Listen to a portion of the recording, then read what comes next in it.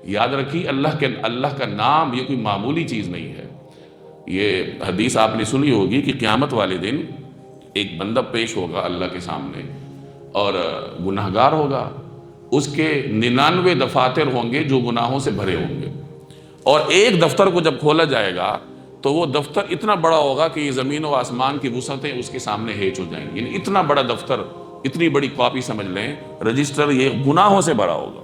یہ 99 رجسٹروں میں سے ایک رجسٹر ہے، 98 باقی ہے۔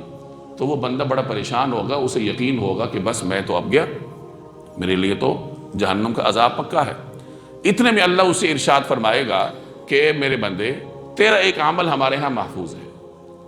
اب وہ بندہ عرض کرے گا اے باری تعالیٰ کیوں مجھے رسوا کرتے ہیں کہ اتنے دفاتر ہیں، ایک دفتر کا یہ عالم ہے کہ جہاں تک نگاہ جاتی ہے میرے گناہ ہی گناہ لکھے ہیں، اور آگے 98 باقی ہیں۔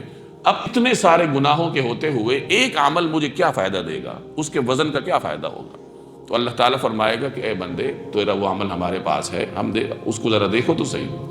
اب ایک چھوٹی سی پرچی لائی جائے گی، وہ بندہ پریشان ہوگا کہ ایک طرف 99 دفتر ہے، ایک طرف یہ چھوٹی سی پرچی، یہ پرچی کیا کرے گی؟ لیکن جب وہ ترازو میں رکھی جائے گی تو وہ ایک چھوٹی سی پرچی 99 دفتروں پر حاوی ہو جائے گی، اس کا وزن بڑھ جائے گا، اور پھر اس کی مغفرت کا فیصلہ ہوگا۔